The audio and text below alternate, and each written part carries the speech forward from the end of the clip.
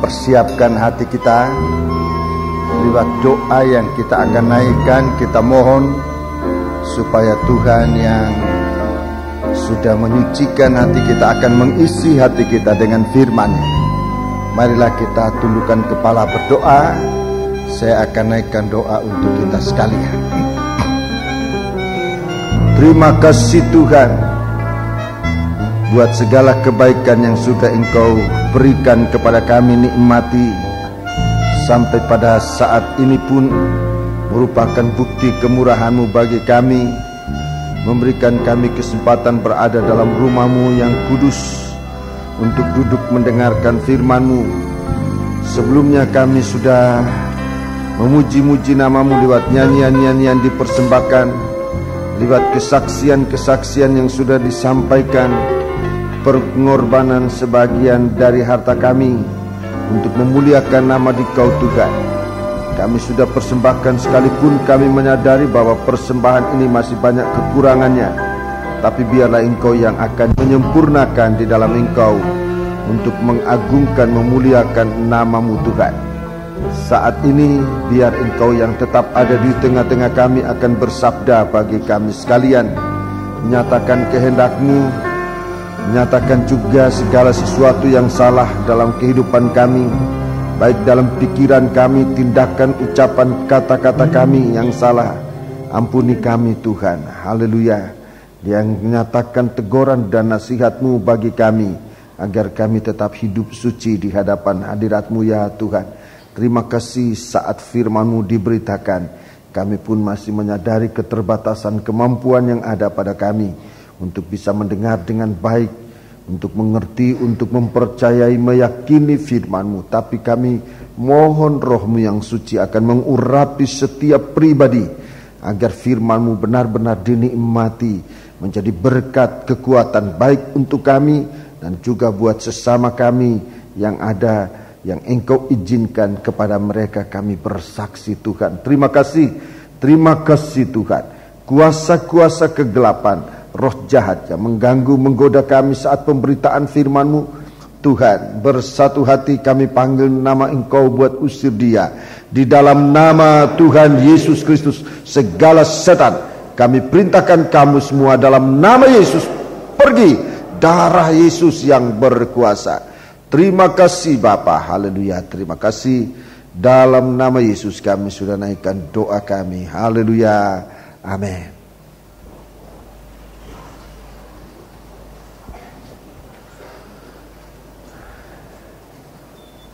Sidang jemaat yang dikasihi Tuhan, saya menyampaikan salam sejahtera dan selamat berbahagia dalam menerima sabda Tuhan dalam nama Tuhan Yesus Kristus. Mungkin di antara saudara-saudara sekalian ada yang baru atau baru pertama kali berada di tengah-tengah kami, atau baru beberapa kali. Saya tidak lupa menyampaikan selamat datang bagi saudara-saudara. Semoga dalam kesempatan berbakti bersama-sama, saudara juga mendapatkan bahagia bersama kami sekalian. Inilah doa saya sebagai seorang hamba Tuhan dalam pelayanan ini. Tuhan memberkati saudara-saudara sekalian dari manapun saudara datang. Kita bersaudara di dalam Tuhan Yesus Kristus. Kita menjadi satu dalam tubuhnya Kristus. Puji Tuhan. Kita akan melanjutkan pemberitaan firman Tuhan yang sudah Tuhan berkatkan bagi kita di hari-hari ini. Namun sebelumnya saudara-saudaraku, saya lagi ingin mengingatkan sidang jemaat agar doa yang saudara sudah tekad untuk menaikkannya kepada Tuhan, untuk mendukung kebaktian, kebangunan rohani, kebaktian persekutuan di Jayapura tetap dinaikkan. Sebab sebagaimana saudara-saudara dengar tadi, ada beberapa hal yang memotivasi kita untuk sungguh-sungguh merasa bertanggung jawab dalam kebaktian ini. Pertama, kita semakin jelas apa yang menjadi kehendak Tuhan, itu yang pertama. Jadi kita melakukan pekerjaan ini tidak tanpa arah, tetapi kita melakukan tugas dari Tuhan, itu nomor satu.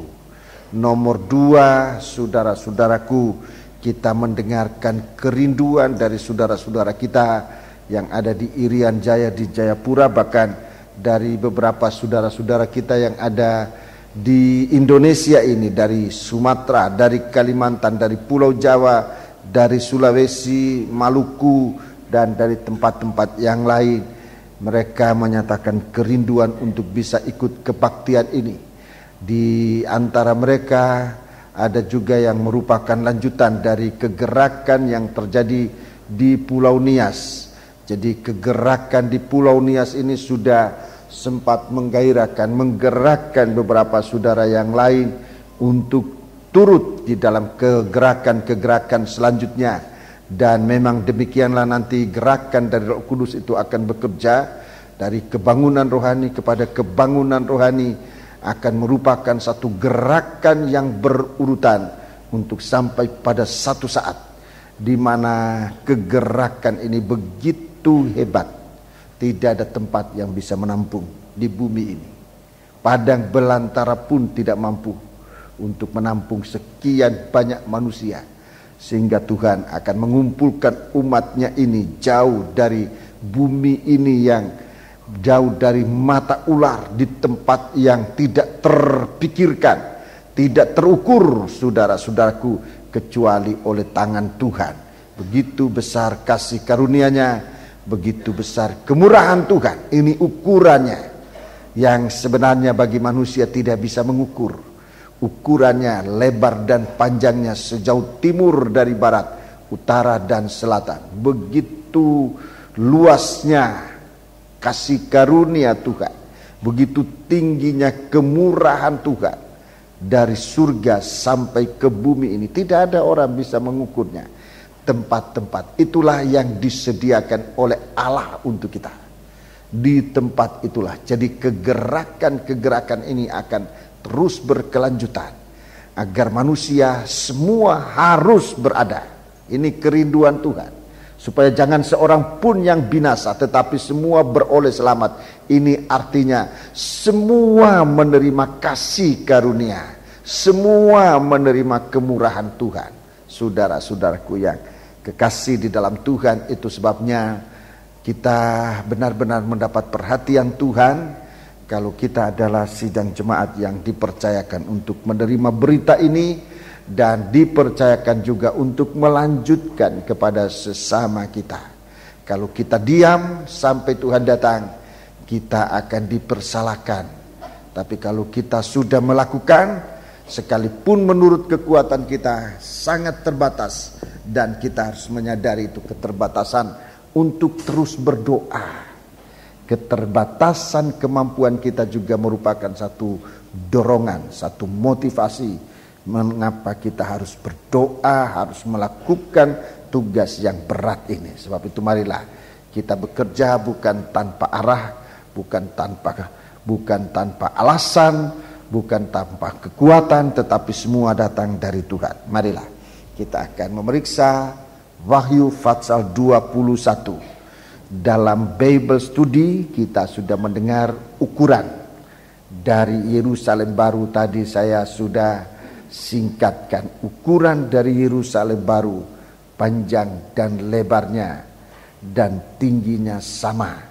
Perkataan sama di sini banyak artinya. Salah satu artinya adalah bahwa semua manusia mendapat kesempatan sama untuk memperoleh kasih karunia, yaitu pengampunan dosa. Ini kasih karunia, pengampunan dosa.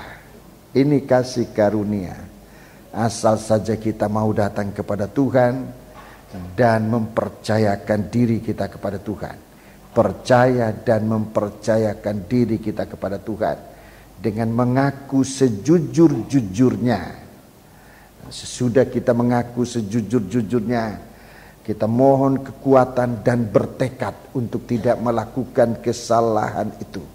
Secara manusia ini sangat berat, tetapi kita harus lakukan demi keselamatan kita, demi untuk menikmati kasih karunia Tuhan. Di sana dalam 1 Timotius pasal 1, Rasul Paulus sebagai seorang pemberita berita pendamaian ini menampilkan dirinya sebagai contoh bahwa di antara manusia yang berdosa, Rasul Paulus mengatakan, akulah yang paling berdosa. Namun di dalam keadaan aku yang paling berdosa, Tuhan sudah melimpahkan kasih karunia-Nya, yaitu mengampuni dosa. Dosa dari Rasul Paulus, buktinya Rasul Paulus dipakai oleh Tuhan. Saudara-saudaraku, kalau saja kita menyerahkan diri kita kepada Tuhan, tidak ada mustahil. Tuhan pakai siapapun juga. Saudara-saudaraku, Tuhan pakai siapapun juga dengan caranya Tuhan. Anak muda dipakai oleh Tuhan. Mungkin kekuatan saudara bisa dipakai oleh Tuhan untuk apa saja. Untuk bisa berjalan jauh, untuk mengangkat beban yang berat, untuk berkhotbah, untuk apa saja. Ini yang dikerjakan oleh tenaga-tenaga muda. Sementara yang tua banyak. Bukan berarti yang tua ini tidak ada guna lagi, tidak menjadi laskar yang tidak berguna. Tetapi orang-orang tua ini punya tugas yang saya selalu menyaksikan bagaimana kekuatan doa dari orang tua banyak mengatasi, mengalahkan atau menghapuskan kemustahilan. Orang-orang tua itu berdoa orang tua itu sungguh-sungguh. Hari Rabu yang lalu saya mendadak rindu sama orang-orang tua. Saya datang di sini dalam kebaktian Wanula, dan ternyata mereka sangat bersukacita dan mereka berdoa. Salah satu doa mereka yang juga saya pimpin doanya waktu itu, hanya doanya bukan kebaktiannya, hanya doanya. Saya pimpin doa untuk mendoakan kebangunan rohani ini, dan mereka bersukacita. Saya sudah ada di kamar di atas ini berdoa, saya masih mendengar mereka menangis berdoa. Itu luar biasa. Saya merasa kekuatan. Terima kasih buat ibu-ibu, buat oma-oma yang selalu berdoa untuk pekerjaan Tuhan. Jadi jangan putus asa bahwa kita ini sudah tua, kekuatan kita sudah terbatas. Tapi sampai orang yang sudah tergeletak di tempat tidur itu pun masih Tuhan izinkan berdoa menyembah Allah. Di sini dalam doa dan dalam penyembahan itu letak kemahaadilannya Tuhan. Di situ Tuhan menyatakan maha adilnya Tuhan. Orang yang sudah tua, orang yang sakit, orang yang sudah tergeletak, dia tidak bisa kemana-mana lagi, dia tidak bisa berkhotbah lagi, dia tidak bisa kerja apa lagi, tapi dia masih bisa berdoa. Dia masih bisa berdoa, bahkan sampai detik terakhir. Jika Tuhan menghendaki kita kembali, dia panggil oleh Tuhan.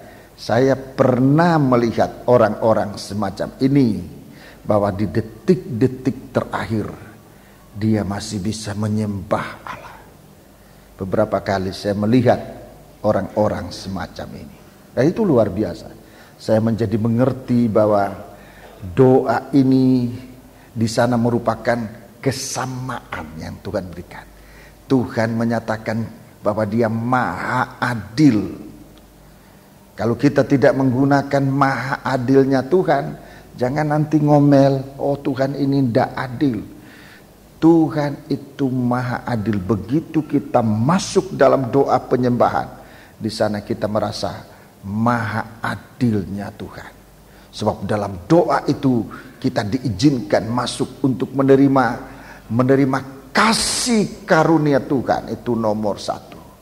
Kasih karunia Tuhan. Dia memberikan kita pengampunan dosa untuk menyatu dengan Dia. Kemudian kemurahan Tuhan, ini ukuran tinggi. Kemurahan Tuhan yang tidak bisa dihitung oleh manusia, saudara-saudaraku, tidak bisa dihitung oleh manusia. Bagaimana Tuhan bisa memakai seseorang yang di luar kemampuan pikiran, daya pikir manusia memikirkan, di luar kemampuan kekuatan manusia untuk melakukannya. Tuhan berikan kepada orang itu hanya karena kemurahan Tuhan. Jadi saudara-saudaraku, kita ini menerima tugas ini cukup berat. Saya mendengar kesaksian tadi saudara-saudaraku yang menyangkut pelayanan di Jayapura. Semakin saya mendengar kesaksian itu, semakin saya merasa saya bukan apa-apa, tidak mampu, sungguh-sungguh tidak mampu. Tapi kalau Tuhan arahkan pilihannya kepada kita sidang jemaat ini, di situ saya melihat kemurahan Tuhan. Nah, dengan kemurahan inilah yang kita akan bekerja. Jangan dengan kekuatan kita tidak cukup. Jangan dengan kepandaian kita juga tidak cukup. Asal saja kita berpegang pada kemurahan Tuhan, itu sudah sangat cukup.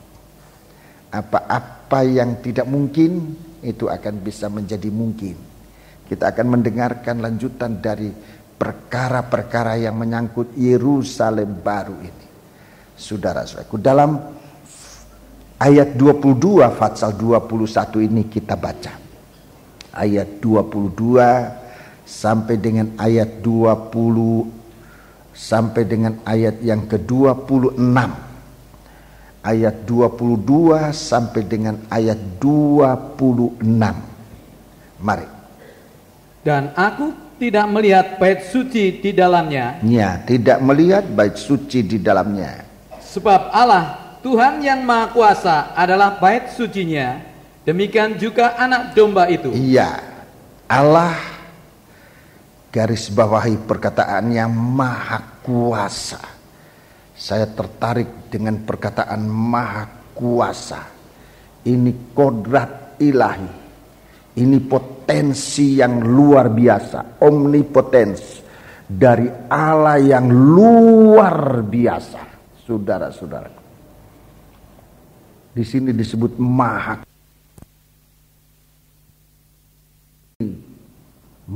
Kuasa. Ini di garis bawahi, saudara-saudaraku.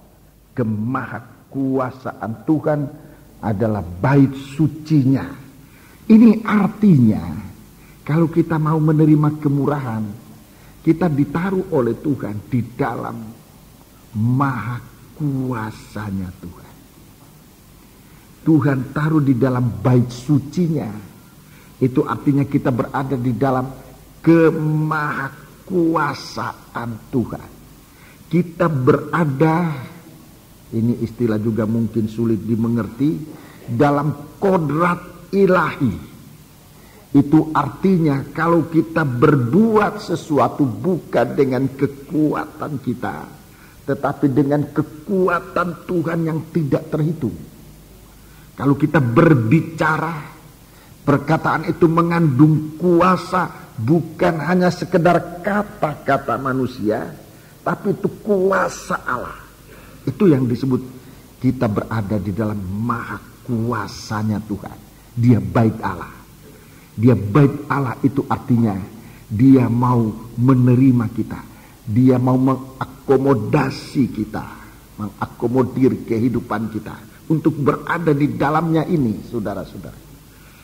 Hanya kalau kita mau atau tidak, tempat itu sudah ada. Jadi setiap gerak kita di dalam pekerjaan Allah, kalau kita melihat bahwa di dalam Yerusalem baru itu, tempatnya orang-orang di situ adalah di dalam kemahakuasanya Allah. Tidak ada orang yang tidak berpotensi.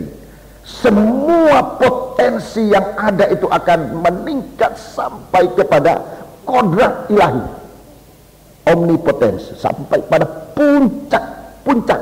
Kalau memang ada puncaknya, saudara, saya tidak bisa mengistilahkan ini, saudara-saudara. Kalau saya katakan puncak, saya masih mengurangi, sebab mungkin lebih dari puncak itu, saudara-saudaraku, satu puncak yang tidak terbatas. Haleluya. Ini kemahakuasaan Tuhan. Disebut juga, demikian juga anak domba ini. Anak domba bicara tentang darah. Anak domba ini bicara tentang darah. Tidak ada dosa yang tidak bisa diampuni oleh Tuhan, kecuali orang yang tidak percaya saja. selama kita mau datang dan percaya kepada Tuhan, darah anak domba Allah ini kasih karunia Tuhan. Jadi kita berada dalam kemurahan Tuhan, dalam kuasa Allah yang maha kuasa, saudara-saudaraku. Tapi juga kita berada di dalam kuasa darah anak domba Allah. Segala dosa diampuni, nomor 1. Kemudian kalau dikatakan darah anak domba Allah, itu artinya tidak ada musuh yang dapat mengalahkan. Sebab setan pun kalah pada darah anak domba Allah. Dan di sini Tuhan menempatkan kita. Haleluya. Baca terus ayat 23. Dan kota itu tidak memerlukan matahari dan bulan untuk meneranginya. Ya. Dan anak domba itu adalah lampunya. Anak domba itu adalah lampunya. Terus? Dan bangsa-bangsa akan berjalan di dalam cahayanya. Bangsa-bangsa berjalan di dalam cahayanya. Terus? Dan raja-raja di bumi membawa kekayaan mereka kepadanya. Iya. Dan pintu-pintu gerbangnya tidak akan ditutup pada siang hari, sebab malam tidak ada lagi di sana. Malam tidak ada lagi, gelap tidak ada lagi, itu artinya tidak ada perbuatan dosa. Aktivitas dosa nggak ada. Tidak ada aktivitas dosa, baik dalam pikiran, dalam perasaan, dalam angan-angan, dalam perkataan, dalam perbuatan. Tidak ada aktivitas dosa. Terus? Dan kekayaan dan hormat bangsa-bangsa akan dibawa kepadanya. Iya, akan dibawa kepadanya. Titik. Ya, terima kasih. Puji Tuhan. Jadi inilah keadaan, kondisi dari Yerusalem baru itu dalam kemuliaan yang luar biasa. Dan kemuliaan ini merupakan terang kemuliaan Allah, Shekinah glory, saudara-saudaraku. Jadi kita melihat di sini bagaimana Tuhan ini di dalam penampilan yang hebat untuk menggunakan kehidupan kita, saudara-saudaraku. Asal saja kita mau masuk, asal saja kita mau datang kepada Tuhan untuk mengaku dosa dan kesalahan kita, Tuhan memberikan kita kesempatan, benar-benar kesempatan. Tuhan mengampuni kita. Dalam Mazmur 103 dikatakan, Dia melemparkan kesalahan kita sejauh timur dari barat. Begitu hebat, begitu panjang dan lebar kesabaran Tuhan terhadap dosa-dosa kita.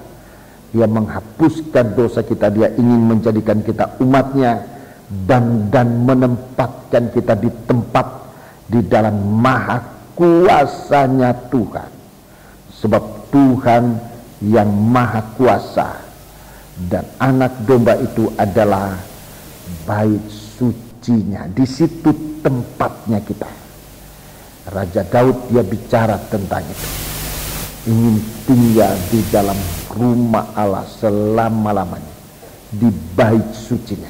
Mari, saya akan menjelaskan sejauh mana ya saya dapat terima saudara-saudaraku kepada sidang jemaat. Ada disebut di sini kemuliaan Allah, singkatnya pembacaan 22 sampai dengan 26 itu bicara tentang kemuliaan Allah. Tentang kemuliaan Allah. Dalam catatan saya, saudara-saudaraku, ada dalam catatan saya ini, kemuliaan Allah ini datang dari 3 perkara. Ini yang saya terima sampai hari ini. Saya tidak tahu perkembangan besok dan selanjutnya, tapi sampai hari ini kemuliaan yang luar biasa ini datangnya karena ada 3 perkara besar. Nomor 1 itu tadi, maha kuasanya Allah, omnipotence, kuasa kodrat ilahi yang tinggi. Kalau saya katakan ada puncaknya, saya membatasi.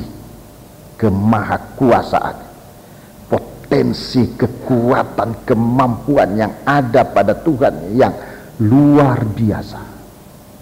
Nah, kalau kita ini dipercayakan oleh Tuhan, mari kita menempatkan diri pada akomodasi ini di dalam kemahakuasaan Tuhan dan anak domba Allah.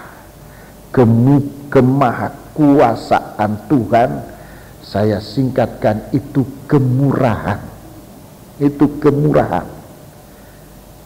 Kemurahan Tuhan yang tidak terukur.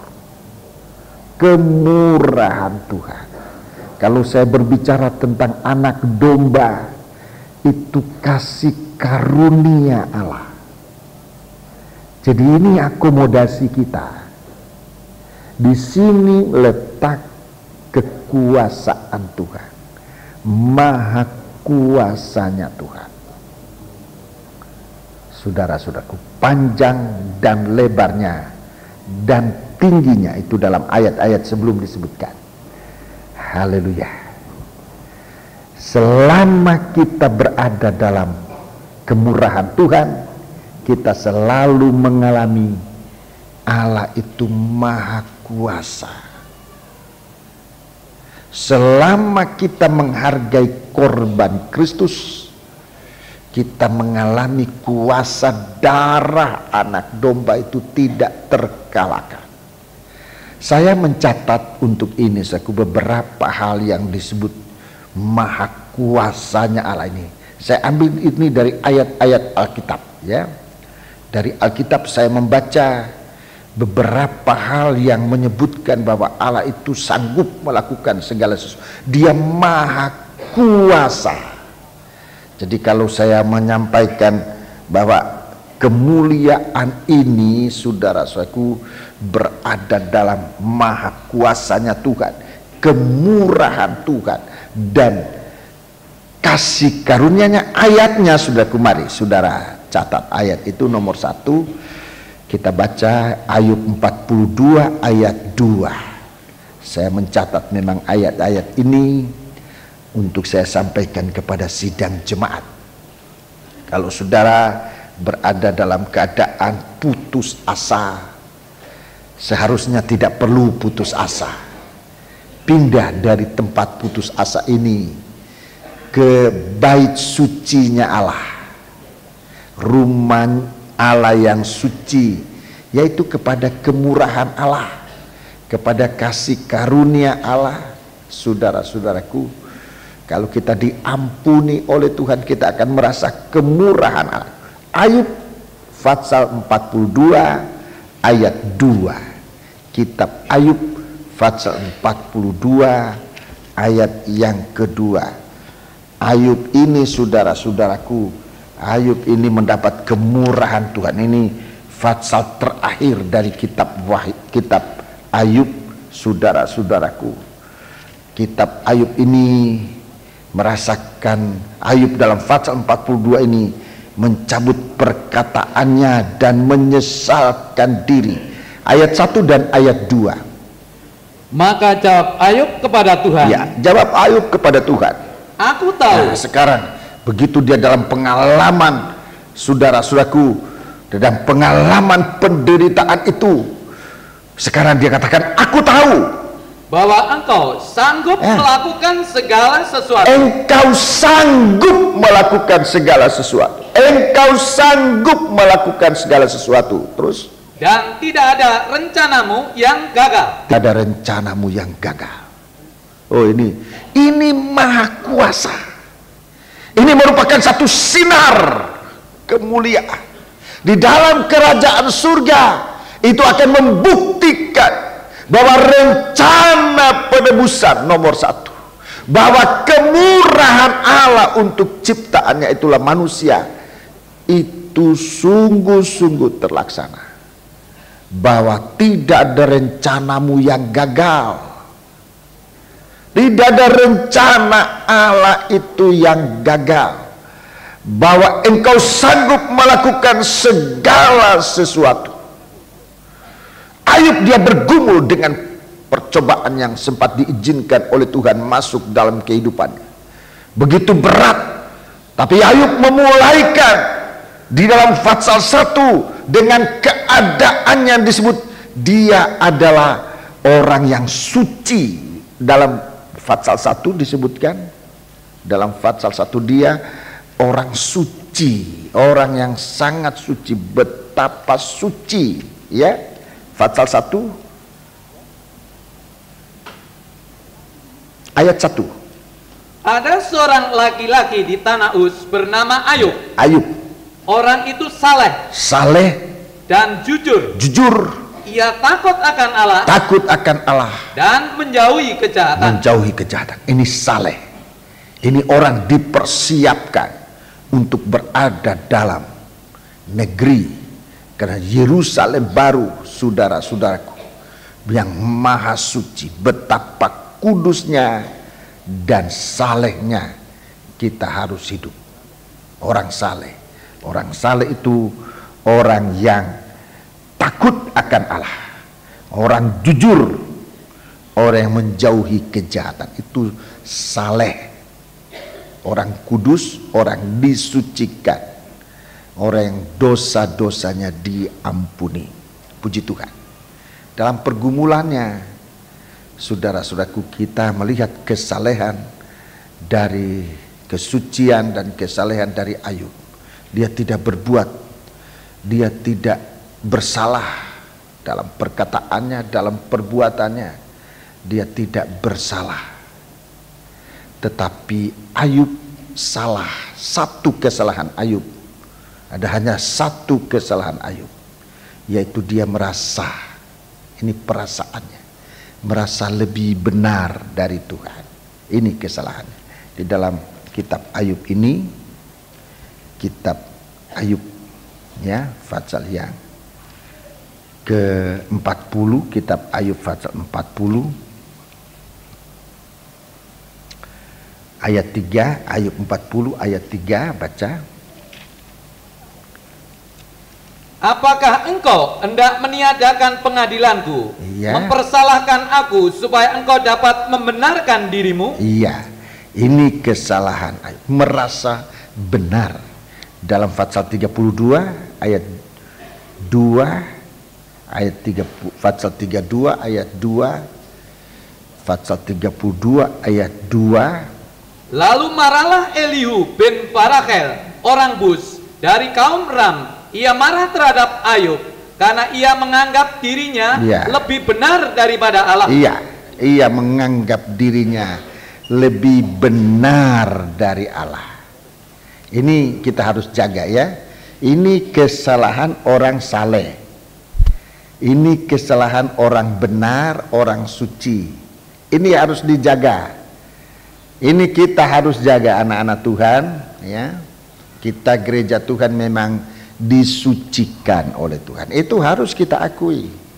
Kita dibenarkan oleh Tuhan. Itu pun harus diakui dan kita terima dengan syukur. Tapi jaga, di sini kita berada dalam tapal batas yang harus dibatasi oleh kekuasaan Tuhan, agar jangan kita melanggar ini, yaitu perasaan ini. Setelah benar lalu merasa benar, setelah kita dibenarkan lalu merasa benar, buktinya kita menghakimi orang lain, mempersalahkan orang lain, banyak menunjuk salah orang lain. Itu bukti, saudara-saudaraku, kita merasa diri kita benar sendiri. Bahkan di sini dalam Fatsal 32 ini, bahkan bisa-bisa kita merasa lebih benar dari Allah itu sendiri, lebih benar dari firman, lebih suci dari Roh Suci. Ini perasaan manusia setelah disucikan, merasa suci sendiri. Ini harus dijaga. Ini menghapuskan terang kemuliaan. Begitu orang suci merasa suci, terang kemuliaan yang ada pada dia pudar. Begitu orang benar merasa benar dirinya sendiri, kebenaran orang benar itu, cahaya kemuliaan orang benar itu pudar. Sebabnya mari kita jaga ini perkara ini. Allah mampu melakukan. Jadi kemampuan ini bukan dari kita. Kalau kita nanti berhasil, jangan merasa ini hasil dari kita. Bukan hasil dari kita. Allah yang mampu melakukan segala sesuatu. Allah yang mampu melakukan segala sesuatu di dalam kehidupan kita sekalian. Bahwa engkau sanggup melakukan segala sesuatu dan tidak ada rencanamu yang gagal. Jadi kita nanti berdoa, selain memohon kekuatan dari Tuhan, kita juga berdoa untuk hal ini, bahwa Tuhan yang bekerja, kita ini hanya alat di dalam tangan Tuhan. Yang kedua, jadi Allah sanggup melakukan segala sesuatu. Ini merupakan sinar kemuliaan yang ada di Yerusalem baru, itu bukti hasil karya ilahi. Jadi apa-apa yang kita kerjakan di dalam Tuhan ini berhasil. Jangan lupa memuliakan Tuhan. Jangan merasa kita yang berhasil, Tuhan yang berhasil memakai kehidupan kita sekalian. Yang kedua, Mazmur 115 ayat 3. Mazmur 115 ayat 3. Ini maha kuasa, kodrat ilahi, potensi ilahi yang luar biasa. Ini potensi ilahi, itu yang membuat ada sinar terang kemuliaan, ya. Allah kita di surga, ya. Ia melakukan apa yang dikehendakinya. Ia melakukan apa yang dikehendakinya. Dia melakukan apa yang dikehendakinya. Saudara-saudara, ini bicara tentang kedaulatan Tuhan. Saudara-saudara, Tuhan itu mampu melakukan apa saja. Allah kita di surga, Ia melakukan apa yang dikehendakinya. Kalau Dia mau demikian, tidak ada orang yang bisa menghalangi. Ini kehendak Allah. Di situ kita harus berada, di dalam kehendak Allah. Kalau kita tahu itu kehendak Allah, tidak usah takut. Kehendak Allah itu harus terjadi. Tuhan punya kedaulatan sendiri yang tidak bisa dibendung, yang tidak bisa dialihkan arahnya. Itu kedaulatan Tuhan, saudara-saudara. Di dalam Fatsal 135 ayat 6, 103, di situ dikatakan Dia itu maha besar. Jadi kedaulatan ini berdasarkan dari keagungan Tuhan. Ayat yang ke-6. Tuhan melakukan apa yang dikehendakinya, di langit dan di bumi, di laut dan di segenap samudra raya. Ya, ini kebesaran Tuhan.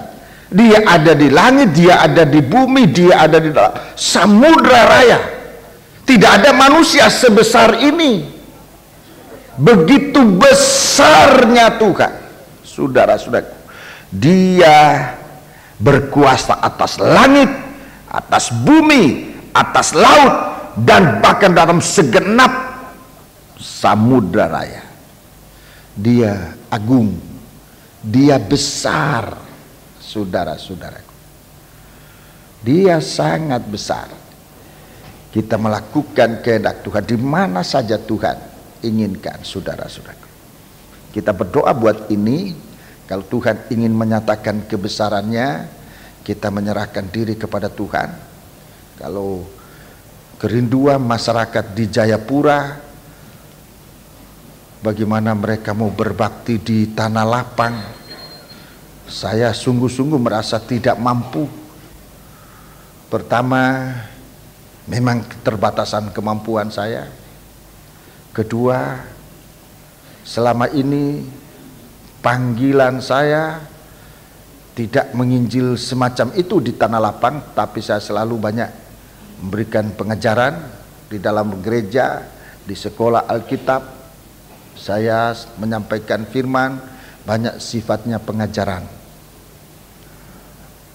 Tapi kalau Tuhan izinkan, tidak ada yang mustahil. Pengalaman di Nias, di situ waktu itu saya juga ketakutan, sebab saya belum pernah melakukan semacam itu.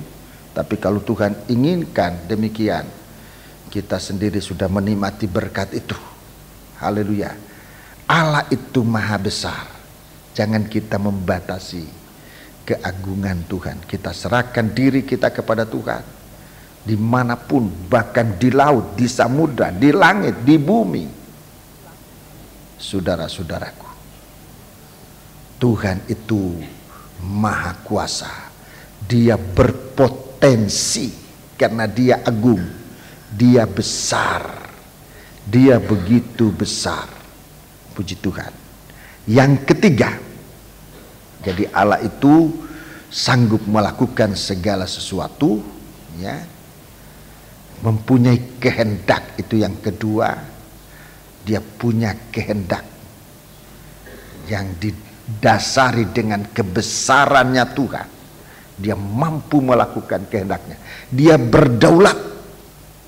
Dia mempunyai kedaulatan. Saudara-saudaraku, kalau kita di Indonesia ini mempunyai kedaulatan rakyat. Rakyat itu punya kedaulatan.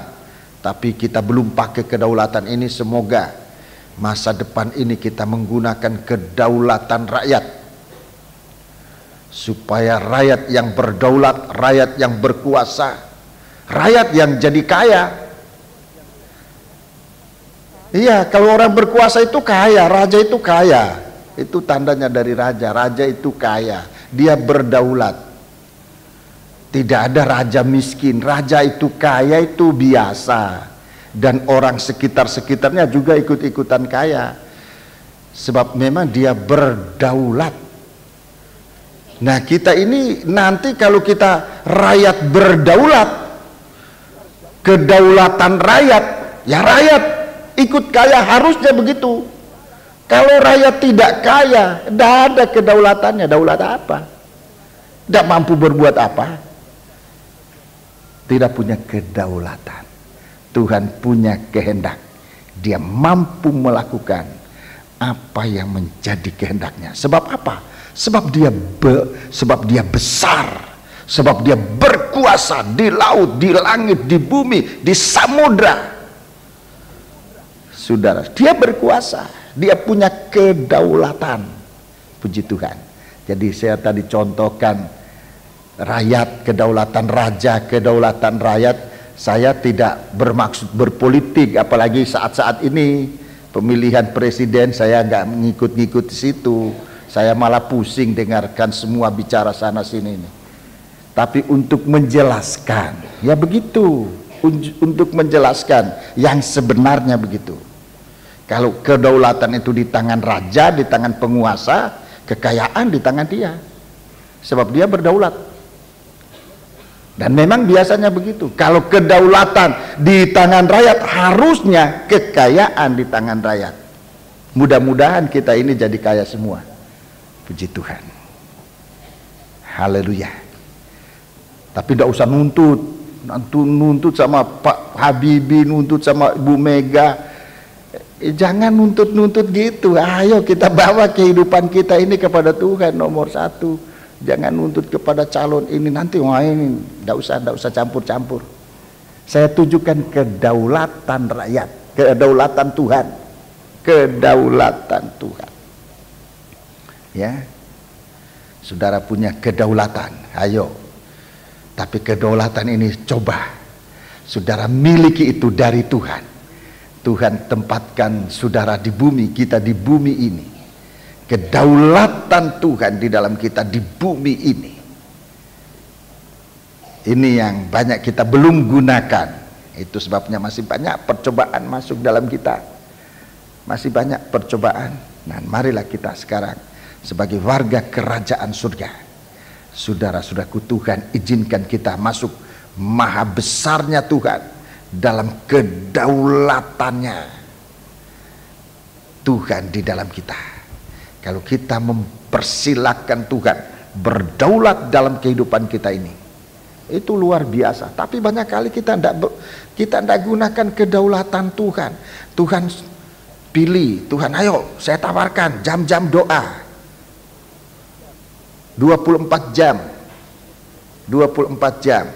Banyak kali kita pilih, kita tidak ikutkan kedaulatannya Tuhan, kedaulatannya kita saja. Kita mau pilih yang enak.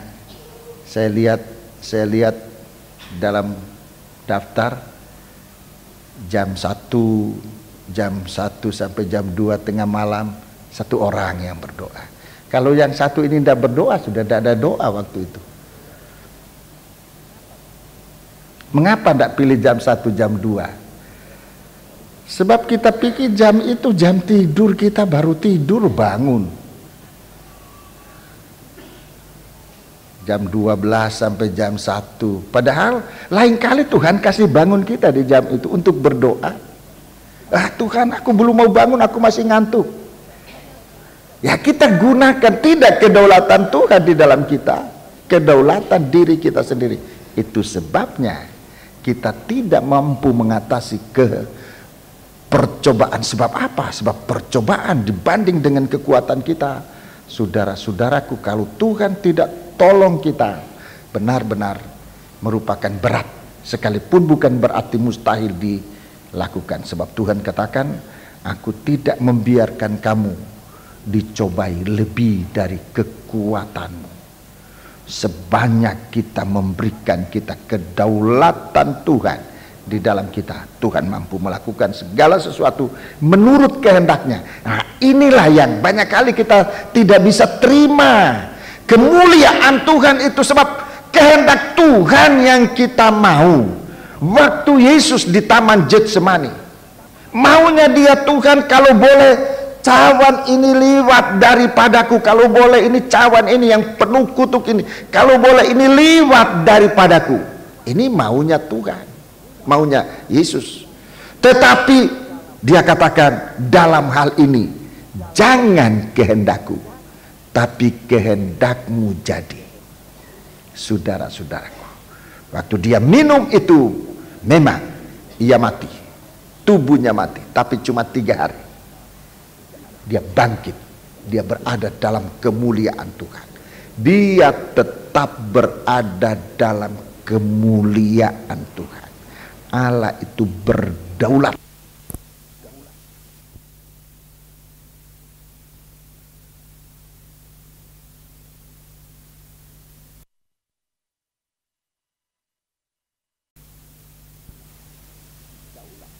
Berdaulat. Tuhan menolong kita, ya. Yang ke berapa sekarang? Ketiga. Yang ketiga Yesaya 43. Kitab Nabi Yesaya pasal 43. Kitab Nabi Yesaya pasal 43. Nabi Yesaya pasal 43 ayat yang ke-13. Kitab Nabi Yesaya 43 ayat yang ke-3. Juga seterusnya, aku tetap dia, dan tidak ada yang dapat melepaskan dari tanganku. Aku melakukannya, siapakah yang dapat mencegahnya? Iya, aku melakukannya, siapa yang dapat mencegah? Jadi Tuhan ini tidak dapat dicegah. Dia tidak dapat dicegah. Aku yang melakukan, siapakah yang dapat mencegah? Ini Tuhan, Tuhan itu maha kuasa. Tuhan itu maha kuasa. Dan kalau dia tunjukkan kemahakuasaannya ini, tidak ada seorang pun dapat mencegah. Habakuk kitab Habakuk. Ya. Kitab Habakuk kita membaca. Dalam kitab Habakuk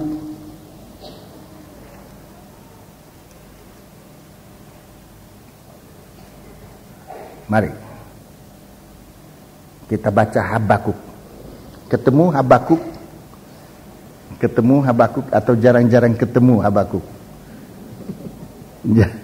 Jarang-jarang dibaca ini Habakuk. Banyak orang tidak ketemu Habakuk. Ada Habakuk, ya. Apa Habakuk?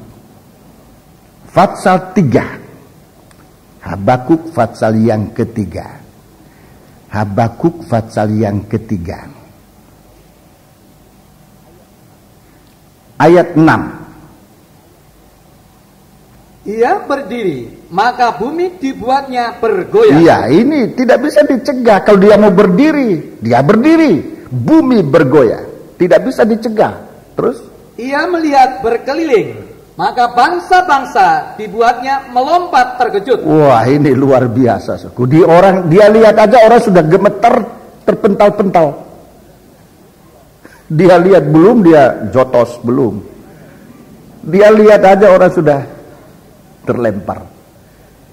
Ini tidak bisa dicegah. Pandangan matanya tidak bisa dihalangi. Orang mau taruh apa? Kita mau bersembunyi di mana? Banyak kali kita coba menyembunyikan dosa kita. Tidak ada sesuatu yang dapat dipakai untuk menutup matanya Tuhan. Tidak ada. Bahwa kehidupan manusia pun dipandangnya, maka manusia itu terpental. Ia melihat berkeliling, maka bangsa-bangsa dibuatnya berlompat terkejut. Terus? Hancur gunung-gunung yang ada sejak purba. Iya. Merendah bukit-bukit yang berabad-abad. Iya. Itulah perjalanannya berabad-abad. Iya, coba saudara lihat ini, Tuhan ini luar biasa. Saudara-saudaraku, dia tidak dapat dicegah. Kalau ia berdiri, bumi berguncang. Kalau ia memandang, orang-orang gemetar, bahkan terpental-pental. Kalau ia memandang, kalau ia berdiri, kalau ia berjalan, bumi, bukit, gunung penyet semua. Kalau dia berjalan, saudara, kita terantuk batu kecil aja jatuh. Tuhan tidak ada yang bisa menghalangi dia. Gunung yang tinggi, bukit-bukit yang banyak, dikatakan itu penyet semua. Merendah bukit-bukit yang berabad-abad. Hancur gunung-gunung yang ada sejak purba. Demikianlah kalau ia berjalan sejak purba sampai sekarang.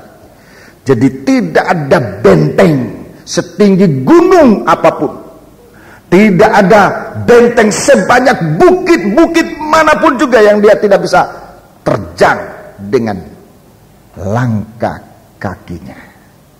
Ini maha kuasa. Allah itu maha kuasa. Kalau saya singkatkan, kalau ia berdiri, baru berdiri, bumi itu guncang, baru berdiri. Kalau ia berjalan, gunung-gunung, bukit-bukit sudah hancur semua, penyet semua, hancur berantakan. Kalau ia memandang, bangsa-bangsa terpelanting semuanya. Itu Tuhan. Jangan coba-coba melawan kehendak Tuhan. Dia itu maha kuasa. Dia mampu, sanggup melakukan segala sesuatu. Dia berdaulat atas segala kehendaknya. Dia punya kehendak dan dia berdaulat. Dia mampu melakukannya. Kemudian dia tidak dapat dicegah. Dia tidak dapat dicegah. Di sini, saudara, kalau kita ikuti dia dalam gerak kemahakuasaan ini, kita lihat di situ kemuliaan Allah nanti akan bersinar. Ya. Dalam Lukas, mari kita baca dalam Injil Matius pasal 19 ayat 26. Matius 19 ayat 26. Saudara catat ayat-ayat ini. Matius 19 ayat 26. Matius 19 ayat 26. Tolong dibaca. Yesus memandang mereka dan berkata, ya. Bagi manusia hal hal ini tidak mungkin. Iya, bagi manusia tidak mungkin. Tetapi bagi Allah segala sesuatu mungkin. Bagi Allah segala sesuatu mungkin. Ini terdapat juga dalam Injil Markus. Kita tidak usah baca sama ya. Injil Markus pasal yang Injil Markus 14 ayat 36 sama ya. Sekarang kita membaca Lukas pasal 1. Injil Lukas pasal pertama. Injil Lukas pasal yang pertama. Injil Lukas pasal yang pertama, kita baca di sana.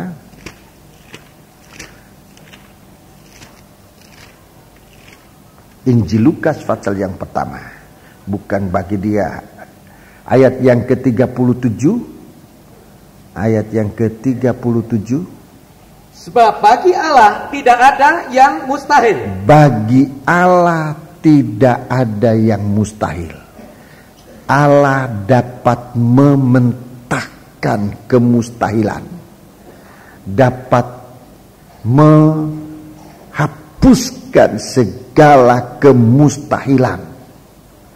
Allah dapat menghapuskan segala kemustahilan. Ini yang harus kita miliki dalam hidup ini.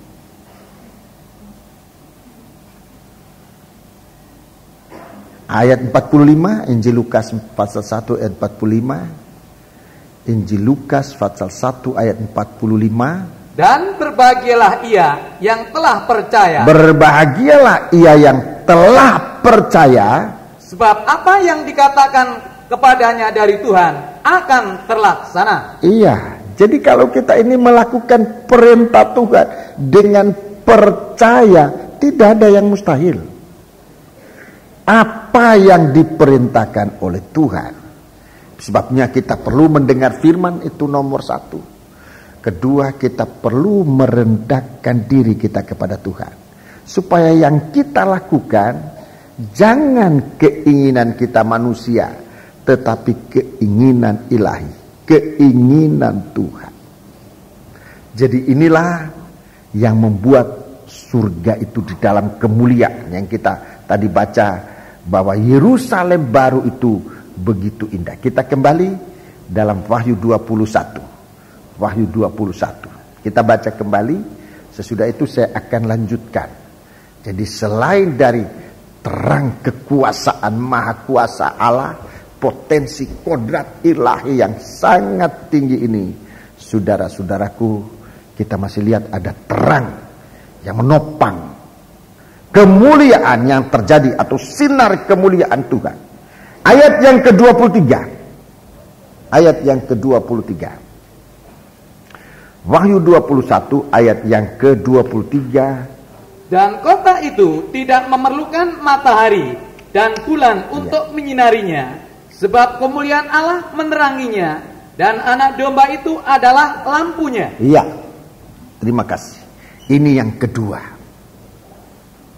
Yang kedua dan yang ketiga, ada terang dari anak domba, terang dari anak Allah. Ada terang dari anak Allah dan ada terangnya Tuhan. Ya, terang dari Tuhan. Saya memberikan ayat-ayat ini, saudara catat. Mungkin kita tidak bisa membaca semua pagi hari ini, tapi saudara ada bekal untuk baca di rumah. Ya.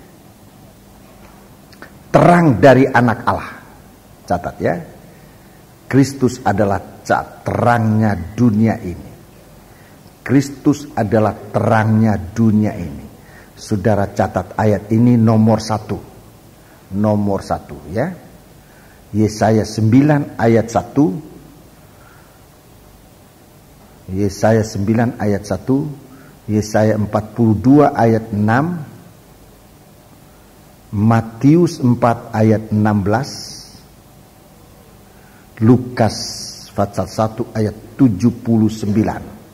Injil Lukas pasal 1 ayat 79. Ya. Ini yang pertama ya, ini yang pertama. Yesaya pasal 9 ayat 1. Yesaya 42 ayat 6, Matius 4 ayat 16, Lukas pasal 1 ayat 79. Yang kedua, ini bicara tentang terang dari anak Allah. Masih terang. Ada 7 terang dari anak Allah ini dalam catatan saya. Ini yang pertama tadi, ya. Yang kedua, Yohanes 1 ayat 4. Yohanes pasal 1 ayat 4. Di sini hidup itu sama dengan terang manusia, ya. Itu yang kedua. Yang ketiga, Yohanes 8 ayat 12. Yohanes 8 ayat 12. Yang keempat, Yohanes 12 ayat yang ke-35.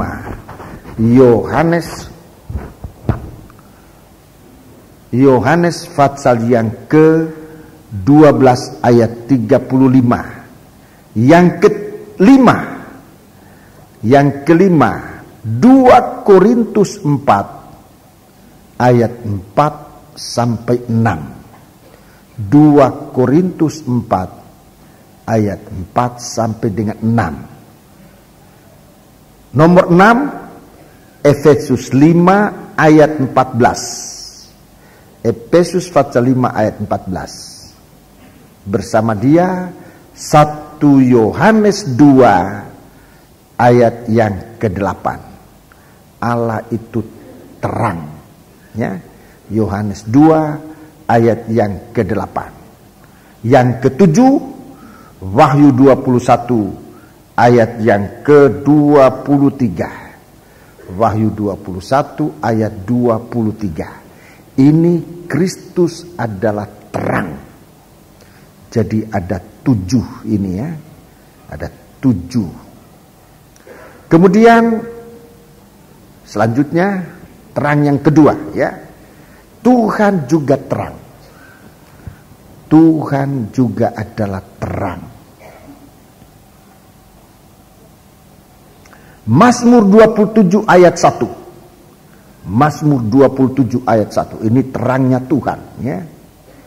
Mazmur 27 ayat 1. Kalau saudara perhatikan dalam terang yang pertama tadi, Kristus itu cahaya terangnya dunia. Ini banyak di perjanjian baru, ya. Tapi kalau yang kedua ini banyak di perjanjian lama. Tuhan itu terang. Mazmur 27 ayat pertama. Yang kedua, Mazmur 84 ayat 12. Mazmur 84 ayat 12. Kemudian 118 ayat 27. Itu yang kedua, ya. 118 ayat 27. Jadi 2 ayat di situ. 84 ayat 12. 118 ayat 27.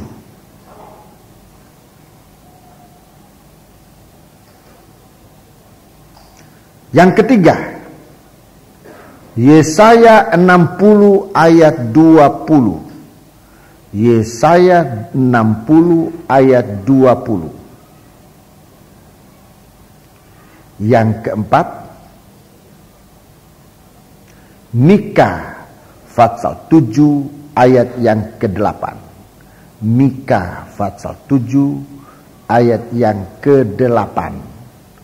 Habakuk 3 ayat 4. Habakuk pasal 3 ayat 4. Habakuk pasal 3 ayat 4. Yang kelima, 1 Yohanes 1 ayat 5. 1 Yohanes 1 ayat yang kelima. Nomor 6, Wahyu 22 ayat 5. Wahyu 22 ayat yang ke-5. Mari. Inilah terang yang membuat Yerusalem itu bercahaya. Sekarang kita akan membaca beberapa ayat supaya kita melihat guna apa terang ini. Untuk apa terang ini? Kita akan membaca lebih dahulu dari Perjanjian Lama. Terangnya Tuhan, sebab ini dasarnya nanti untuk Yesus akan bersinar bercahaya di tengah-tengah dunia dengan 7 sinar. Itu merupakan kaki Dian di dalam gereja Tuhan. Tapi dasarnya dari sini, dari terangnya Allah Bapa ini, Tuhan kita yang ada di surga. Mazmur 27 ayat 1. Mazmur 27 ayat yang pertama. Dari Daud, Tuhan adalah terangku dan keselamatanku. Iya, Tuhan adalah terangku dan keselamatanku. Terus, kepada siapakah aku harus takut? Iya. Tuhan adalah benteng hidupku. Benteng hidupku. Terhadap siapakah aku harus gemetar? Iya. Terhadap siapa aku gemetar? Jadi saudara-saudaraku, kalau tadi Tuhan sudah menyediakan di dalam kita kekuasaan Allah. Saudara-saudaraku, Dia Maha Kuasa dalam kasih karunia, dalam kemurahannya untuk kita berada di sana. Itu berarti berada dalam sinar kemuliaan. Untuk apa sinar kemuliaan? Dengarkan baik, ini banyak kali disalahgunakan. Kalau kita menerima kemuliaan dari Tuhan, banyak kali disalahgunakan untuk sombong. Ini salah. Sombong itu sama dengan kita meruntuhkan benteng yang Tuhan berikan kepada kita. Kalau Tuhan berikan kita kemuliaan dari Allah, gunanya itu merupakan benteng. Benteng artinya supaya percobaan jangan masuk di dalam kita sekalian. Saudara-saudaraku, siapa yang merendahkan diri, ia akan ditinggikan Tuhan. Ini kemuliaan Tuhan. Siapa yang merendahkan diri, itu yang akan ditinggikan. Ini kemuliaan Tuhan. Ini benteng. Sebab kita berada dalam kemuliaan Tuhan. Kalau kita sudah merendahkan diri serendah-rendahnya, tidak mungkin kita jatuh lagi. Sebab kita dibentengi oleh kemuliaan Tuhan. Saudara-saudara, di dalam kerendahan, di dalam kita merendahkan diri, di dalam kita berpikir secara sederhana, saudara-saudaraku, di situ kita berada dalam bentengnya Tuhan. Sedikit kita keluar dari benteng ini, saudara-saudaraku, kita keluar dari terangnya Tuhan, percobaan itu bisa masuk. Sebab kita di luar benteng. Itu sebabnya mari kita lihat kemuliaan yang dari Allah ini untuk kita gunakan di bumi ini. Jangan salah menggunakan kemuliaan. Kita pikir kita atau hidup dalam kemuliaan Allah. Padahal kita hidup dalam kemuliaan yang kita bikin sendiri. Itu bukan benteng. Kita tidak mampu untuk menahan segala percobaan masuk dalam kehidupan kita. Salah satu benteng dalam 1 Petrus pasal 5 dikatakan, kalau kita merendahkan diri. Kalau kita merendahkan diri, itu benteng. Coba kita baca 1 Petrus pasal 5. Saya lebat tunjukkan ayat-ayatnya. 1 Petrus pasal yang ke-5. 1 Petrus pasal yang ke-5. Ayat 5. Ayat yang ke-5. Ini kemuliaan Tuhan. Demikian jugalah kamu, orang-orang muda. Hai orang-orang muda.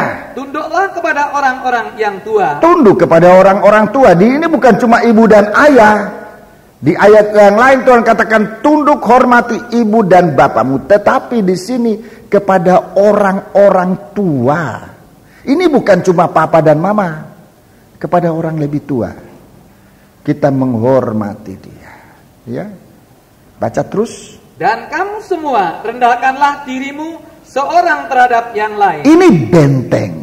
Ini benteng. Ini kemuliaan Tuhan. Terus. Sebab Allah menentang orang yang congkak. Iya, orang congkak ini tidak ada benteng. Tuhan menentang orang congkak. Terus. Tetapi mengasihani orang yang rendah hati. Ini kemuliaan. Mengasihani orang yang rendah hati. Ini benteng. Kalau Allah yang mengasihi kita, kalau Allah di pihak kita, siapa lawan kita? Ini benteng. Allah itu bentengku. Ini kemuliaan Tuhan. Ayat 6. Karena itu, rendahkanlah dirimu di bawah tangan Tuhan yang kuat, supaya kamu ditinggikannya pada waktunya. 7. Serahkanlah segala kekhawatiranmu kepadanya, sebab Ia yang memelihara kamu. Iya, terima kasih. Ini benteng. Kita dipelihara di dalam benteng hidup kita. Banyak kali kekhawatiran itu mengalahkan kita. Ini percobaan yang paling berat, kekhawatiran. Ini percobaan yang paling berat, itu kekhawatiran. Belum miskin sudah khawatir jadi miskin. Sudah kalah.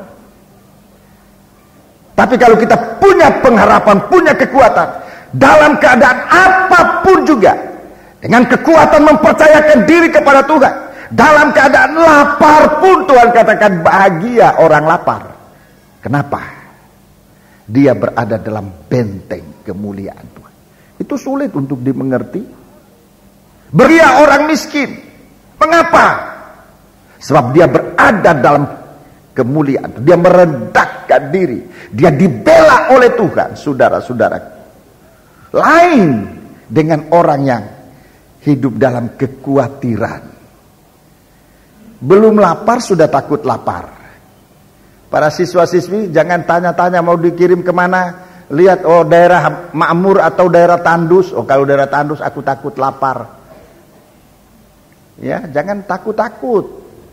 Belum lapar sudah takut lapar. Apalagi kalau sudah lapar mati sungguhan.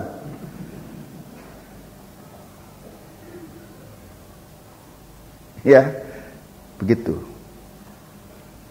Masih makan sudah takut lapar. Masih sementara makan sudah takut lapar. Sampai makan terus, makan terus. Kenapa? Nanti besok puasa. Kapan puasa? Oh besok puasa. Ini hari makan. Besok pagi sudah lapar. Khawatir. Jangan khawatir. Itu percobaan. Percobaan pertama yang harus dikalahkan. Kalau percobaan pertama ini sudah kalah, yang lain dapat. Kristus itu menjadi benteng. Serahkanlah segala khawatirmu kepadanya, sebab Ia yang memelihara kamu. Kita lihat Tuhan tunjukkan dalam ayat 8. Itu musuh yang besar itu pun dikalahkan. Ayat 8. Sadarlah dan berjaga-jagalah. Iya.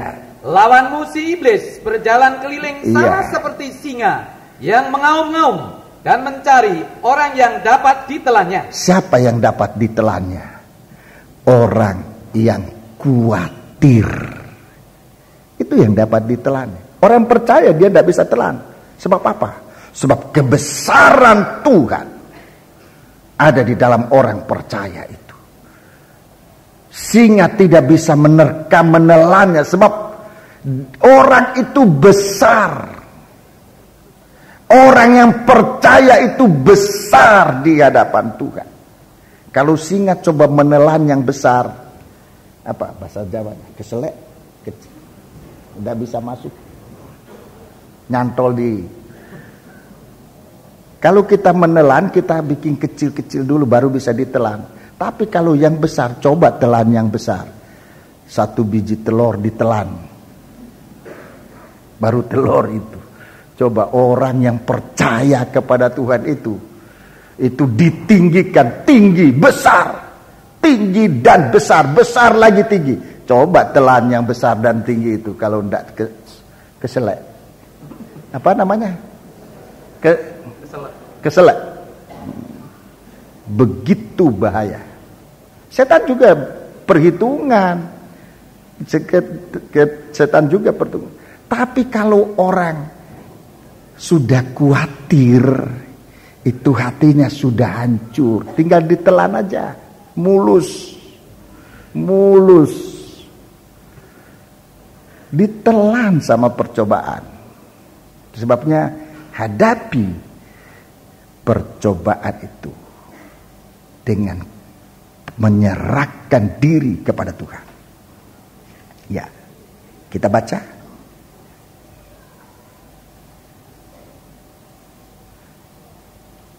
Kita baca sekarang dalam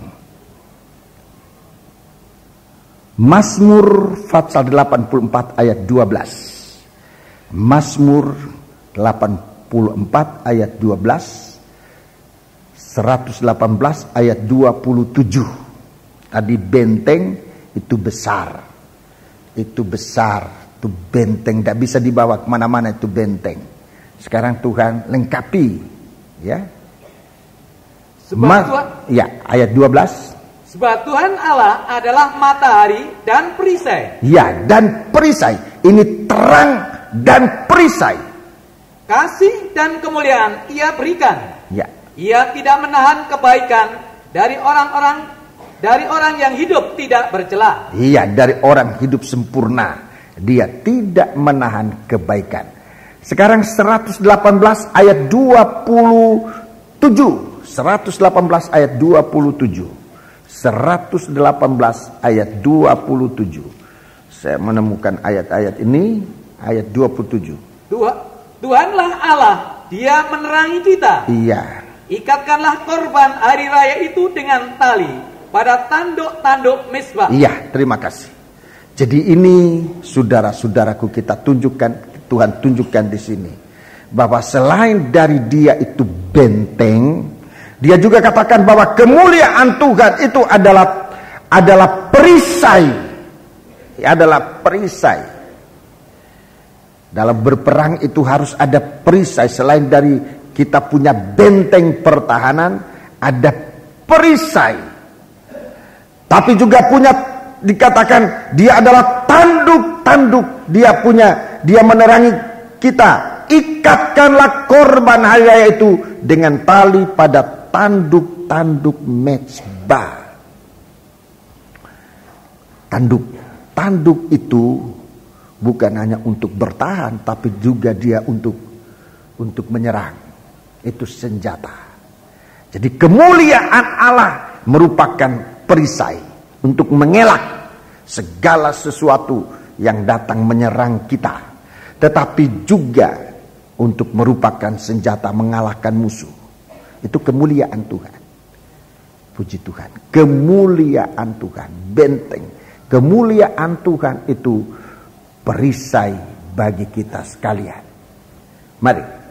Yang ketiga, Yesaya 60 ayat 2. Yesaya 60 ayat 20. Yesaya 60 ayat 20. Yesaya 60 ayat 20.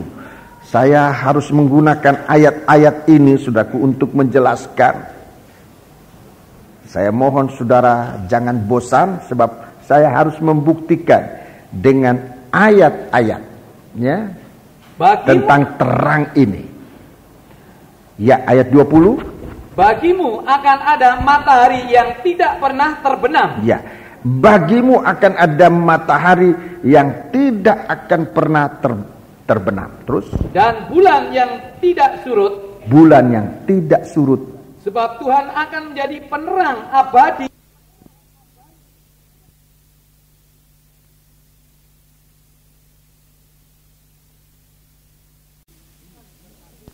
Akan berakhir. Iya. Ini terang. Ini kemuliaan Tuhan. Menghilangkan segala duka cita.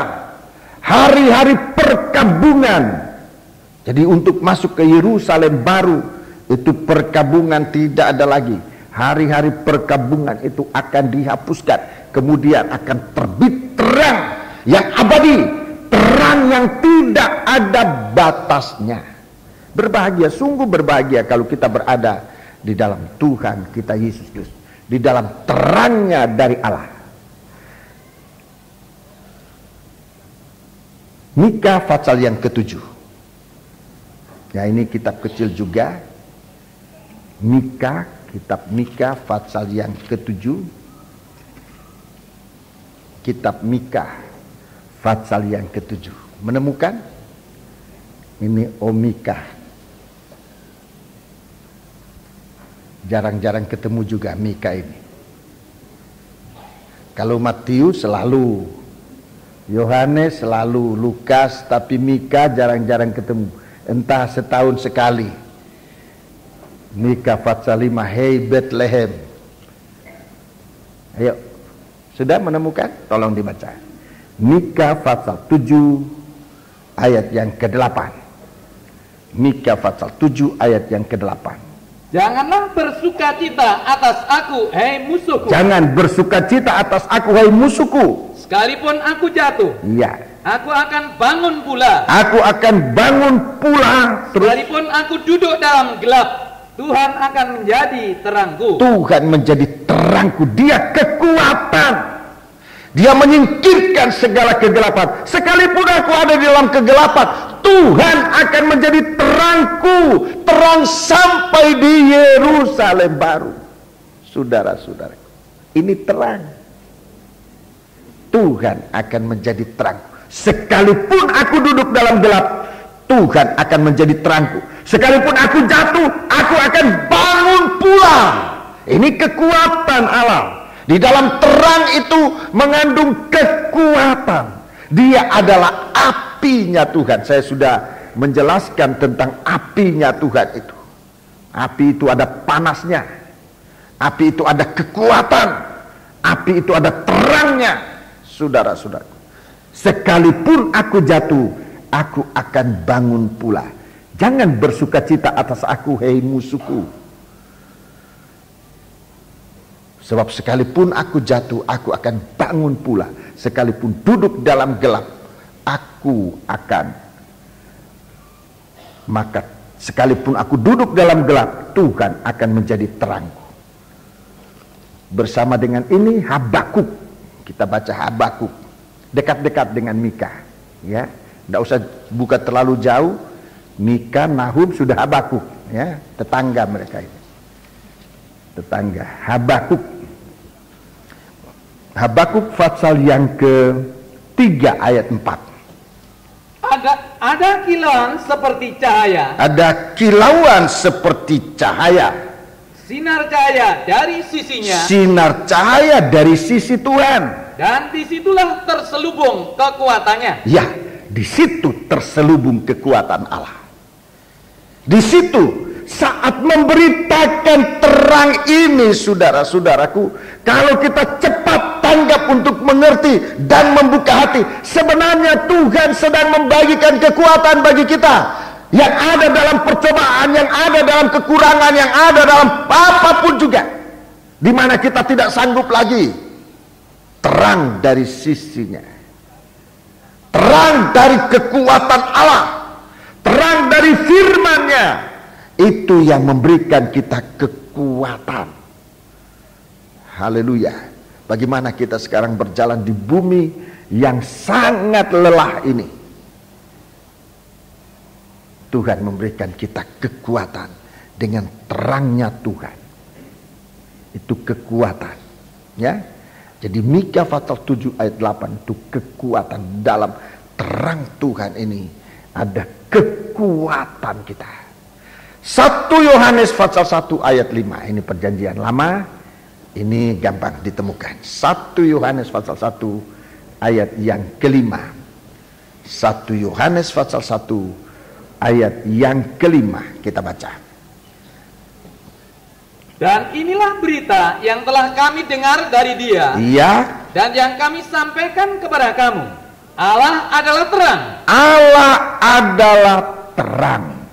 Dan di dalam Dia sama sekali tidak ada kegelapan. Sama sekali tidak ada kegelapan. Di dalam Dia, Allah itu adalah terang. Di dalam Dia tidak ada kegelapan. Ayat 7, ayat 6. Jika kita katakan bahwa kita beroleh persekutuan dengan Dia, namun kita hidup di dalam kegelapan, kita berdosa dan kita tidak melakukan kebenaran. Ayat 7. Tetapi jika kita hidup di dalam terang, sama seperti Dia ada di dalam terang, maka kita beroleh persekutuan seorang dengan yang lain, dan darah Yesus anaknya itu menyucikan kita daripada segala dosa. Ya. Jadi kalau kita mau ada dalam satu kesatuan, itu harus terang. Apalagi dalam nikah. Apalagi dalam nikah. Nikah yang mencapai kesatuannya adalah nikah yang terang. Tidak menyembunyikan dosa. Tidak menyembunyikan dosa. Segeras kita menyembunyikan dosa dalam nikah, saudara-saudaraku, bukan hanya nikah itu tidak menyatu, tapi bisa hancur. Saya mengatakan ini, saudara-saudaraku, tidak untuk seakan mengutuk, tidak, tetapi untuk memperingatkan kita. Kalau kita mau menyatu, apalagi kita sekarang dalam kebaktian persekutuan, saudara-saudaraku, itu segala yang salah menyangkut seks, ya. Menyangkut seks itu harus sangat dijaga, nomor 1. Nomor 2, kegelapan menyangkut keuangan. Kegelapan menyangkut keuangan. Negara besar aja bisa hancur, ya, kalau keuangan ada kegelapan. Negara, perusahaan besar, ini dua ini, saudara-saudaraku, kalau ini tidak diperhatikan, ini menghancurkan. Apalagi cuma nikah suami istri. Nikah apalagi tidak di dalam Tuhan.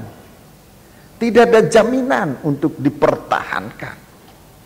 Saudara-saudaraku, itu sebabnya nikah ini terang. Saya selalu menasihati calon mempelai, saya tanya bagaimana penyelesaian antara kedua keluarga. Terang atau enggak? Kalau enggak terang, susah. Harus terang dulu. Tadi satu kesaksian dari ibu ini tadi, dia saksikan bagaimana dia harus menerobos. Itu hal-hal yang tidak terselesaikan, cukup berat, tapi diselesaikan.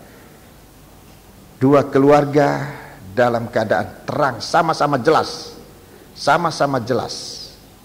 Kemudian status kependudukan, menyangkut hukum, seseorang itu jelas dia penduduk sana, penduduk sini, betul. Jadi bukan orang yang nggak jelas, harus terang, harus terang. Saya pernah mengalami suatu kesalahan, saudara-saudaraku, sebab terlalu percaya. Seorang datang dengan surat-surat lengkap, tetapi sebetulnya tidak jelas. Waktu itu saya tidak wawancara semacam ini, terlalu jelas. Orang datang minta menikah, surat-suratnya saya periksa betul, tapi sebetulnya ada yang disembunyikan. Surat itu palsu, surat kependudukan, surat keterangan lurah, itu palsu, dia buat sedemikian rupa dan entah bagaimana bisa dapat surat itu. Dan menikah dengan, ya, yang saya sangat sedih, anak tua-tua kita, bukan di Surabaya. Jangan nanti, jangan-jangan anaknya Pak ini, jangan, bukan di Surabaya. Lebih saya jelaskan, bukan di tempat lain. Anaknya tua-tua, saudara-saudaraku. 3 bulan kemudian istri suami ini datang. Itu suamiku. Wah, untung waktu itu saya punya surat, ada surat dari lurah. Kalau enggak saya masuk di penjara. Saya menikahkan orang yang tidak jelas, dan ini pasalnya saya mengkaburkan status orang sudah nikah menjadi statusnya tidak karu-karuan, saudara-saudara. Untung jadi, ya, dinas instansi dengan instansi yang berurusan, saya bebas. Kalau tidak saya salah. Sebabnya kepada saudara-saudara yang mau menikah, mohon pengertian kalau saya minta surat ini, surat itu untuk kepentingan kita bersama, saudara-saudaraku. Sebab nikah itu harus terang. Statusnya orang ini terang, dia Kalau duda meninggal, mana surat meninggalnya? Hukum itu harus pembuktian selain dari saksi, pengakuan dan semuanya, ada pembuktian. Saya butuh surat, ada kematian. Oke. Kalau cerai, ya jangan datanglah, saya sulit untuk mengatasi itu ya. Kalau duda atau janda cerai, sulit untuk, saya bukan tidak mau menolong, tapi terlalu sulit ya. Kalau meninggal masih saja ada jalannya ya. Tapi kalau cerai, lebih baik jangan cerai lah ya. Lebih baik jangan cerai, itu jalan yang paling tepat. Jadi ini saudaraku, diperhatikan, jangan salah dalam hal ini. Harus terang, nikah itu harus terang. Kalau tidak bisa jadi satu. Gak bisa jadi satu. Gak bisa jadi satu, bukan cuma cerai. Kalau cerai ya sudah, bukan lebih bagus, tetapi tinggal bersama tapi tidak nyatu, itu lebih berat. Lebih berat. Tinggal bersama, satu kamar tapi tidak nyatu. Saya pernah mengalami dalam pelayanan, dalam sidang jemaat, saudara-saudaraku, suami istri. Kalau kita lihat sepintas lalu, sebab ini orang berpendidikan tinggi, sarjana, bahkan punya jabatan tinggi juga, saudara-saudaraku. Kalau dilihat sepintas lalu, seperti nikah ini baik, tetapi tidak satu. Suami dan istri itu tidak pernah bicara. Kalau dia berbicara harus lewat orang ketiga. Mau bicara pada suaminya lewat orang ketiga. Begitu terus. Tapi tinggal satu rumah. Bertahun-tahun. Saya tidak bisa membayangkan penderitaan semacam itu. Begitu kena firman Allah, saudara-saudara mereka tertolong. Mereka sempat ditolong, sempat dirukunkan. Saya tidak tahu sejauh mana rukunnya, tetapi yang saya lihat sempat dirukunkan. Sebabnya perhatikan, keuangan, seks, kesombongan itu harus dijaga. Nikah ini harus terang. Haleluya. Mari kita lanjut sedikit lagi. Dalam ayat 7 dikatakan, darah Yesus anak domba Allah. Jika kita hidup di dalam terang, sama seperti di Adam, dan maka kita beroleh persekutuan seorang dengan yang lain, dan darah Yesus anaknya itu menyucikan kita dari segala dosa. Tuhan tolong ya. Yang terakhir, Wahyu 22 ayat 5. Wahyu 22 ayat yang kelima. Wahyu 22 ayat yang kelima. Ini terang dari Allah. Wahyu 22 ayat yang kelima, baca. Dan malam tidak akan ada lagi di sana. Iya, terus. Dan mereka tidak memerlukan cahaya lampu dan cahaya matahari, sebab Tuhan Allah akan menerangi mereka, dan mereka akan memerintah sebagai raja sampai selama-lamanya. Raja itu jelas artinya menang atas musuh-musuhnya. Raja itu adalah orang menang atas musuh-musuhnya. Harus menang atas segala saingannya, baru bisa jadi raja. Kalau dia belum mengalahkan musuhnya, saingannya, gak bisa jadi raja. Saudara-saudaraku, jadi raja itu jelas harus menang atas semua. Itu raja. Harus menang atas musuhnya, atas saingannya. Untuk memperebutkan satu kedudukan, kalau mau berebut, itu banyak saingan. Saingan itu harus dikalahkan semua, baru bisa duduk dalam kedudukan itu. Kalau tidak bisa jadi. Jadi kalau di sini katakan seorang kita akan memerintah sebagai raja sampai selama-lamanya. Saudara-saudaraku, raja di sini bukan raja di bumi ini, tapi raja di sini adalah orang yang menang atas dosa. Tidak ada dosa yang tidak dia kalahkan. Kalau ada dosa yang mengalahkan, tidak bisa jadi raja. Itu sebabnya di sini malam tidak akan ada lagi di sana. Itu gelap. Tidak ada kegelapan. Sebab dan mereka tidak memerlukan cahaya lampu lagi dan cahaya matahari, sebab Tuhan Allah akan menerangi mereka. Terang dari Allah mengalahkan segala dosa. Di satu waktu, saudara-saudaraku, di suatu waktu saudara tidak memerlukan lampu lagi, tidak memerlukan pelita lagi untuk menyinari saudara. Terang dari Allah itu. Ini yang juga saya merindukan untuk kita sekalian, bukan cuma untuk saudara, tapi juga buat saya. Satu waktu, saudara-saudaraku, kita ini tidak perlu kita dijelaskan lagi. Satu waktu saya tidak usah khotbah lagi. Sekarang saudara mungkin bosan, pendeta ini ayatnya sudah seake-akene,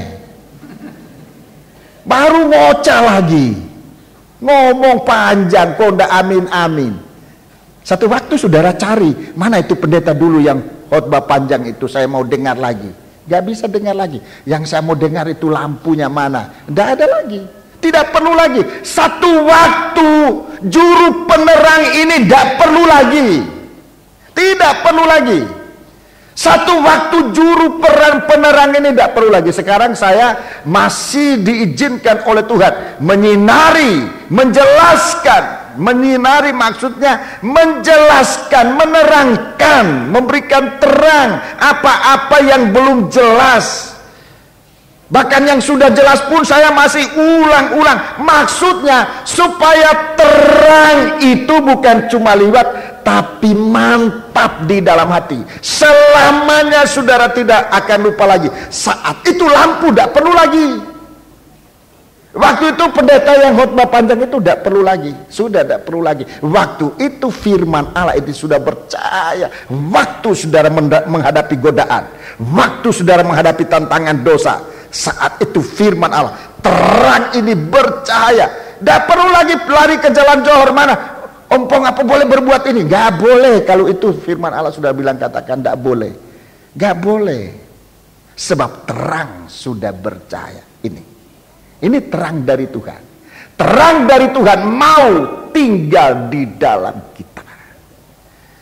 Sehingga satu waktu tidak perlu lagi. Tidak perlu lagi cari teleponnya Om Yusuf, Om Yakob, tua-tua.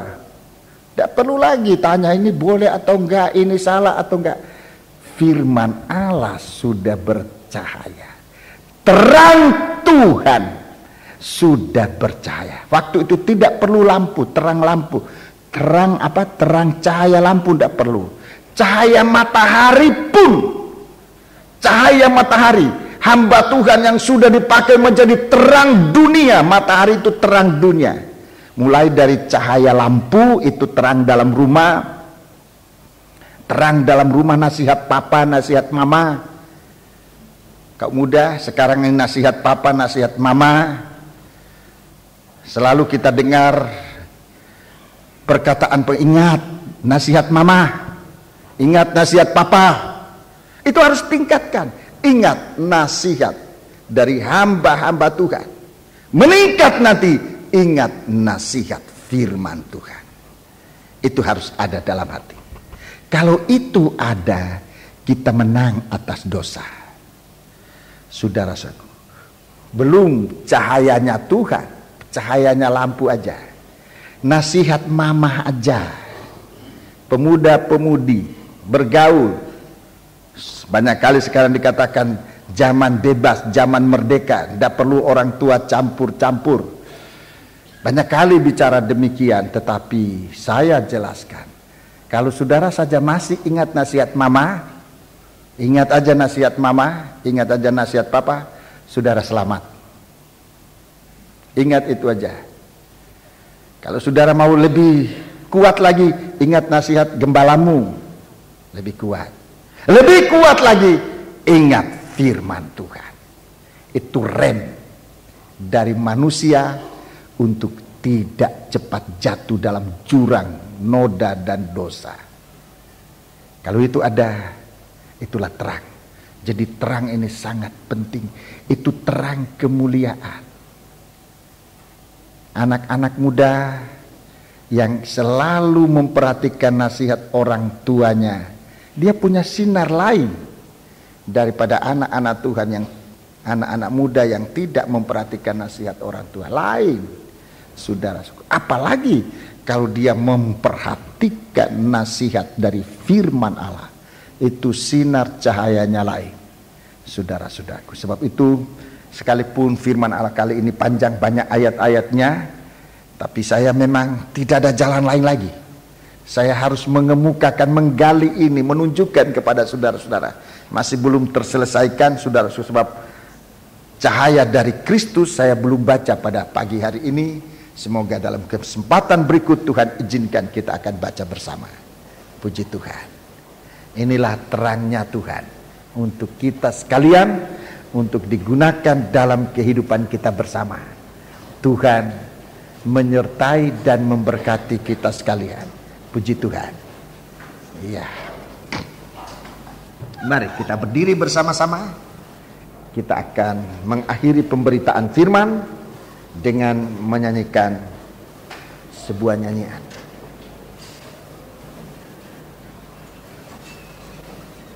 Mari kita melakukan sebuah nyanyian.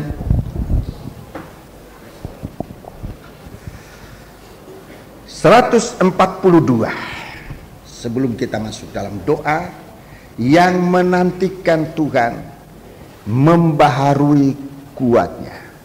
Nyanyian rohani 142 yang menantikan Tuhan.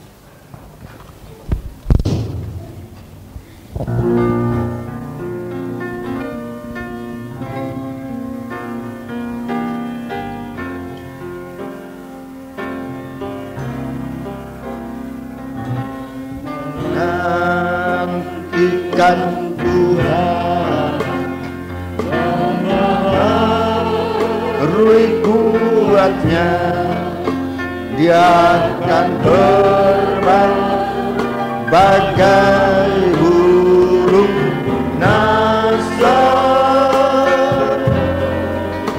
Dia lari dan tak lelah, Dia jalan dan tak jatuh. Oh Tuhan, ajarku menantimu. Yang menantikan Tuhan membaharui kuatnya, Dia akan terbang bagai burung nasar. Dia lari dan tak lelah, Dia jalan dan tak jatuh. Oh Tuhan, ajarku menanti. Oh Tuhan, ajarku menantimu. Oh Tuhan, ajarku menantimu. Sekali lagi, yang menantikan Tuhan, perlahan-lahan. Tempo dikurangi. Tuhan tundukkan kepala. Saudara yang mau didoakan, mungkin dalam kelemahan, mungkin dalam percobaan, kita akan satu dalam doa. Taruhlah tanganmu di atas hati. Di tempat saudara berada, saya akan doakan saudara dari tempat ini. Haleluya. Dia jalan dan tak jatuh. Oh Tuhan, oh Tuhan, ajarku menantimu. Oh Tuhan, sekali lagi mohon dengan rendah hati kepada Tuhan.